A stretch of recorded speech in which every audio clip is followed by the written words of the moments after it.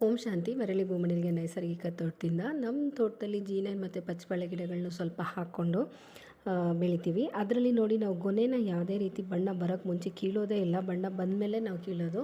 ಇದರಿಂದ ನಮಗೆ ಸ್ವಾದನೂ ಚೆನ್ನಾಗಿರುತ್ತೆ, ರುಚಿನಲ್ಲಿ ತುಂಬ ಸಿಹಿ ಬರೋದ್ರಿಂದ ಎಲ್ಲರೂ ಇಷ್ಟಪಟ್ಟು ತಿಂತಾರೆ. ಅದು ಆಲ್ರೆಡಿ ಪಕ್ಷಿಗಳು ನಿಮಗೆ ತಿಂದಿದೆ ಕಾಣಿಸ್ಬೋದು ಅದರಲ್ಲಿ. ಸೊ ಹಕ್ಕಿಗೂ ಒಂದು ಪಾಲಿರಲಿ ಅಂಥೇಳಿ ಅದಕ್ಕೂ ಬಿಡ್ತೀವಿ.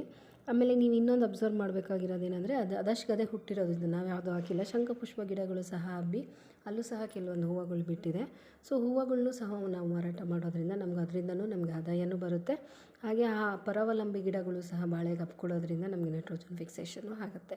ಮೂರನೇದಾಗಿ ನಾವು ಯಾವುದೇ ರೀತಿ JCBನಲ್ಲಿ ಹಗಸ್ತಲೇ ಹಾಕಿರೋವಂಥ ಗಿಡಗಳು ಇವೆಲ್ಲ. ನೀವು ನೋಡ್ತಿದ್ದೀರಿ 22-23 kg ಅಷ್ಟು ಗೊನೆ ಬಂದಿದ್ರೂ ಸಹ ಏನೂ ಬಿದ್ದಿಲ್ಲ. ನಾವು ಸಪೋರ್ಟಿಗೆ ಕೋಲನ್ನು ಸಹ ಪೋಲನ್ನು ಕೊಟ್ಟಿಲ್ಲ, ಆದರೂ ಸಹ ಗಿಡ ನಿಂತಿದೆ, ಆರಾಮಾಗಿ ಬರ್ತಾಯಿದೆ ನಮಗೆ.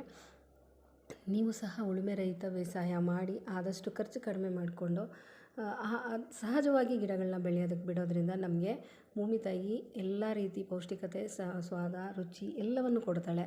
ಅದನ್ನು ಪೇಷನ್ಸ್ ತಗೊಳ್ಳೋ ಪೇಷನ್ಸ್ ನಮಗೆ ಬರಬೇಕು ಅಷ್ಟೇ. ಧನ್ಯವಾದ.